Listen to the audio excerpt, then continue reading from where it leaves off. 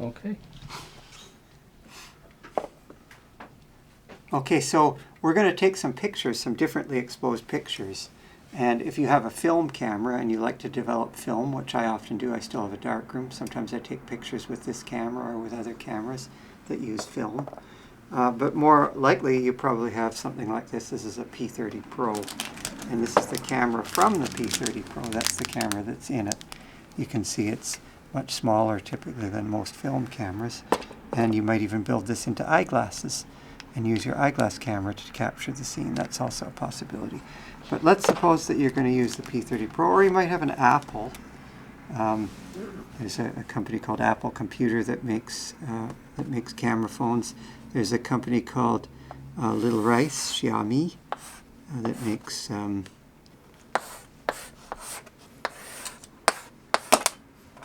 phones. And then of course there's Huawei P30 Pro, and of course there's other brands of phones as well. So let's suppose that, for example, if you have a P30 Pro, this one, I've got the subject matter here that we're going to photograph is this lock-in amplifier here. This is the best amplifier that was ever made in human history. It was made in 1961. And we've got a textbook here and some cables in the dark corner there, so this is an interesting little subject matter here. So you want to do is make sure there's nothing in the frame that's going to change. And then we'll take this setting. When you go to Pro on the P30 Pro, you can set the ISO. I would go for the lowest ISO possible because that'll be the least noise. Then select the shutter speed. You want the aperture and ISO to remain the same. And then the shutter speed, you can see here, if I go all the way from 1/4000th, and then go to the next one, 1/2000, and so on. You could take, if you really got some time, you could take one picture at every f-stop that's available on the camera. That would be ideal. And then you'll see the relationship between those images. You'll see that these images are almost completely black until you get to some point where there's enough light to see something. You can see that happening now. You get enough light that you can see. And as these pictures get brighter and brighter and brighter, so go from completely black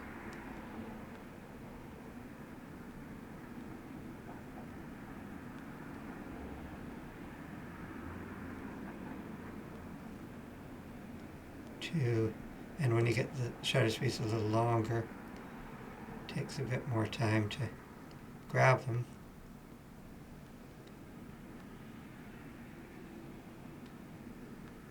And you can see each one has a little bit more light than the one before it.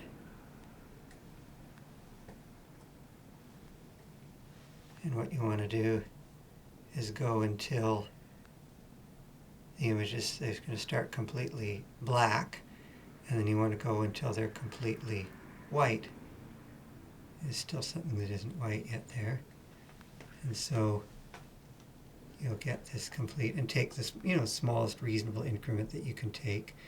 This is the cube root of 2 is the K value here, that many of these cameras, either K is equal to 2, or it's square root of 2, or it's the cube root of 2, typically.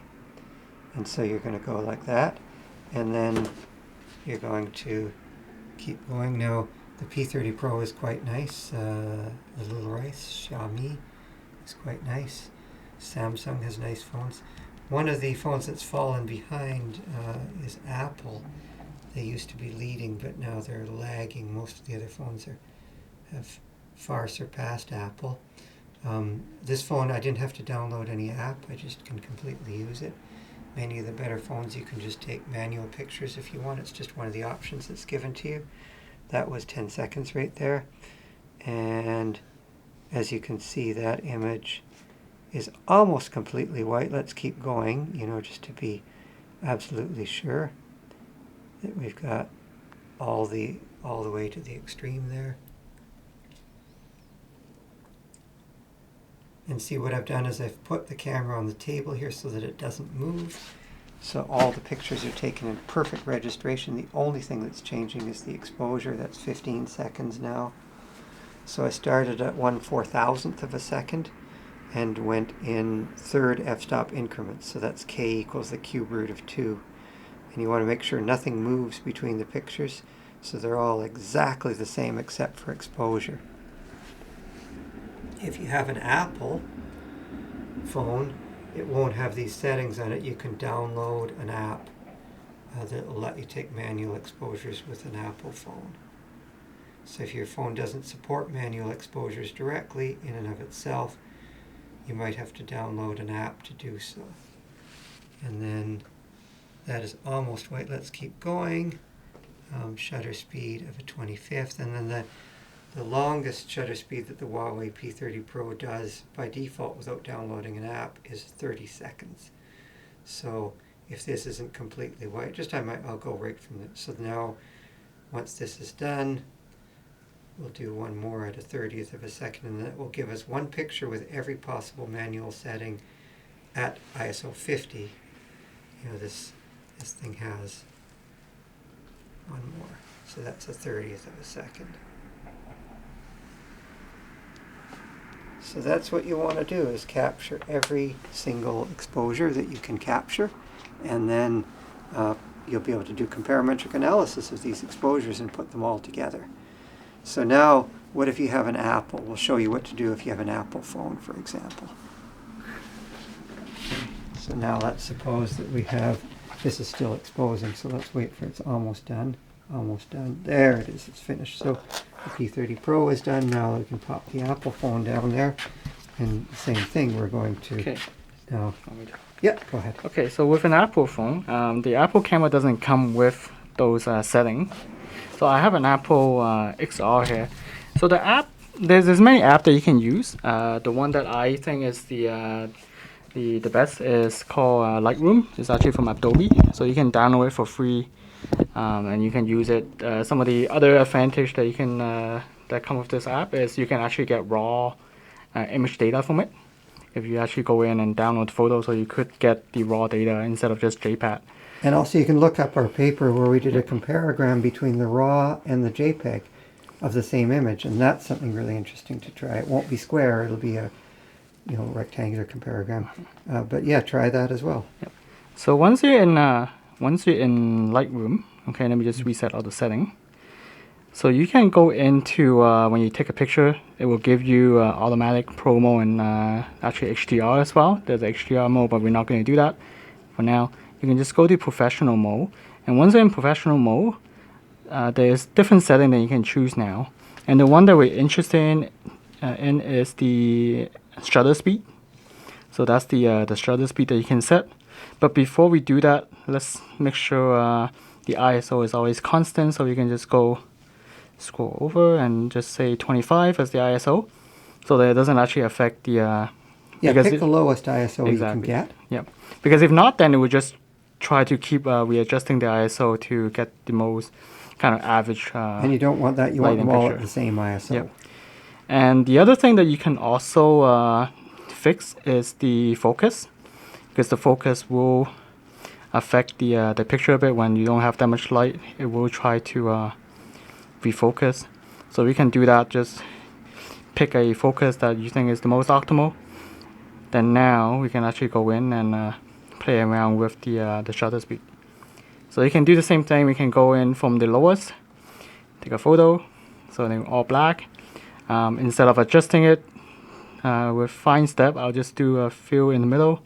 So we can take one, something like 1 over 500. You do it in very small increments, but he's just going to blitz. So right now I'm just going to blitz through it. So we can take one that is 1 500. Then we can adjust the one. I'll just do something like this. So I think right now there's a 10K because it was 1 over 500 and now it's 1 over 50. And then we can just keep turning on the exposure. So right now is 1/4 of a second. And I think we can go all the way up to. So unfortunately, the longest we can go is just 1 second from here. So it's still not as good as the Huawei P30 Pro, which can do 30 seconds. But it will still at least give you some quantitative way of measuring. Yeah, you might need a brighter subject matter to get Yep. 1 second to white out, Yep. you know, to get a range. But anyway, you can The other thing that we can play with is to actually up the ISO. you could so increase you the can, ISO a bit. Yeah. So we can do that and just, as long as you keep it consistent, then Yeah, the higher ISOs will give you more noise, so your Yep. comparograms will be a bit fatter. But Yep. best is to find a really bright subject matter, better lit. Exactly. So here you go. So that's the that's what you can do if you have a Apple phone instead of a Android one. Okay, and then one more phone to consider. So You have the this is another typical Android phone, and this is a OnePlus, and here is the default camera app. Slide up, go into the Pro mode. For our applications, you want to set the ISO to 100. You can immediately notice the picture to be darker, and you can start taking pictures. This one actually can do up to 8 thousandths of a second on shutter speed.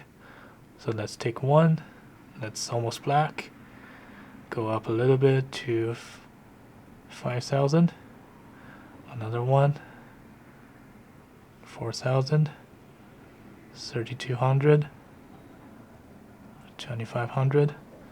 Okay, let's skip a little bit, a thousandth of a second, 800 of a second, 640, still pretty black.